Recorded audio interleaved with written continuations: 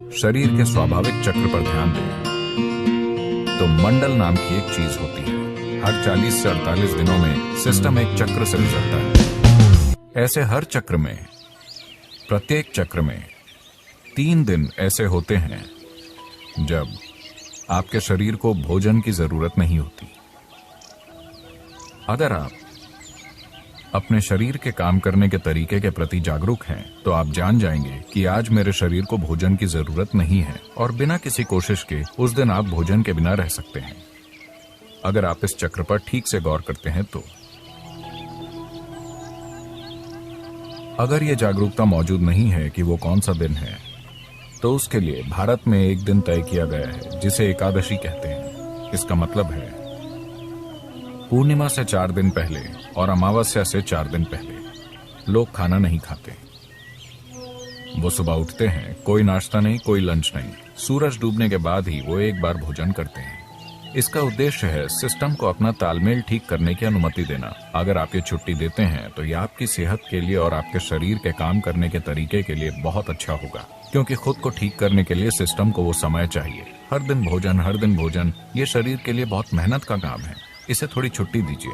अगर आप उपवास नहीं कर पा रहे तो एक दिन आप कुछ हल्का ले सकते हैं, शायद सिर्फ फलों का रस या कुछ और जो सिस्टम के संभालने के लिए ज्यादा हल्का है। निश्चित रूप से आपका शरीर बहुत आभारी होगा। हाँ, हर दिन इसे पके हुए भोजन से लादना अच्छी बात नहीं है।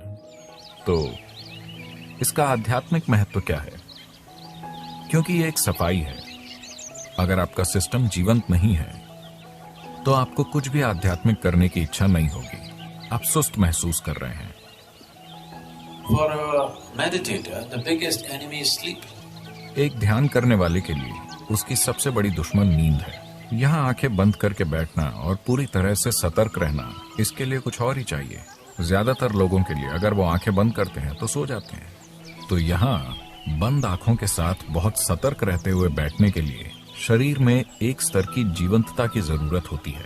तो इस जीवंतता को पैदा करने के लिए हम इस पर गौर करते हैं कि कैसे खाएं, क्या करें, कितना खाएं, ये सारी चीजें। ये आध्यात्मिक नहीं है, लेकिन इससे सही किस्म का शरीर तैयार होता है।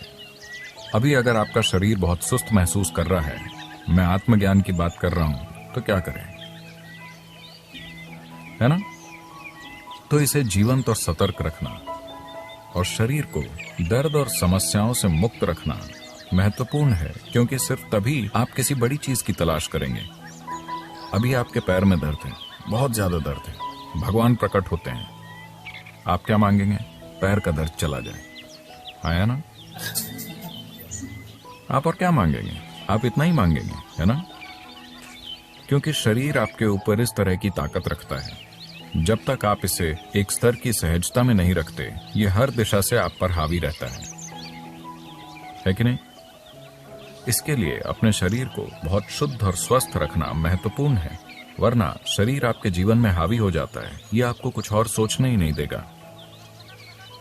अभी अगर आपके शरीर में कहीं वाकई दर्द शुरू हो जाए, बस आपकी छोटी उंगली में वाकई बुरी तरह से दर्द शुरू हो जाए, आपकी किसी भी चीज में रुचि नहीं है, न भगवान में, न आत्मज्ञान में, न ध्यान में, कुछ भी नहीं, आपकी रुचि सिर्फ इसी में है कि नहीं? तो इसमें उस तरह की ताकत है, तो आपको इसे खुश रखना होगा। सिर्फ तभी ये आपको कुछ और करने देगा, वरना ये आपको कुछ नहीं करने देगा। तो उस संदर्भ में बीच बीच में उपवास रखना, शरीर को छुट्टी देना ताकि वो खुद को ठीक कर सके, अपनी जीवंतता वापस ला सके, ना कि भोजन के साथ सुस्त बन जाए, ये महत्वपूर्ण है। उपवास करने के बजाय अगर आप बस एक भोजन और अगले भोजन के बीच पर्याप्त अंतराल रखते हैं, अगर मैं ये कहता हूं तो आप योग छोड़ देंगे।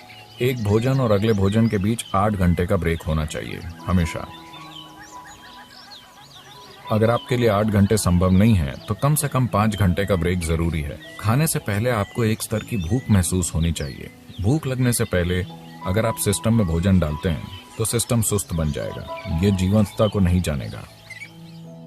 जब मैं कहता हूं जीवंतता, तो मैं बस आपके अभी जागे हुए होने की बात नहीं कर रहा हूं।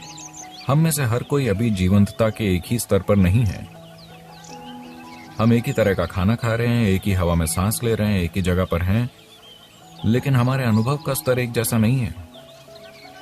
इस पल मैं अपने भीतर जैसा हूं, उसे मैं दुनिया की किसी भी चीज के साथ नहीं बदलूंगा।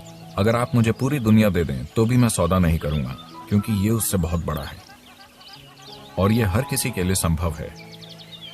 ये सिर्फ इसलिए नहीं हुआ है क्योंकि जरूरी ध्यान और सिस्टम के साथ जो किया जाना चाहिए वो नहीं किया गया।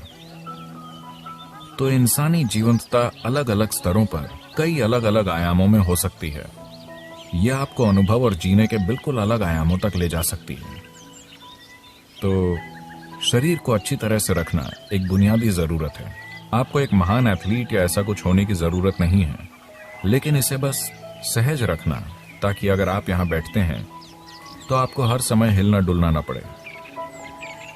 अगर आप यहां बैठें तो अगले कुछ घंटों तक आप बस यूं ही बैठ सकें।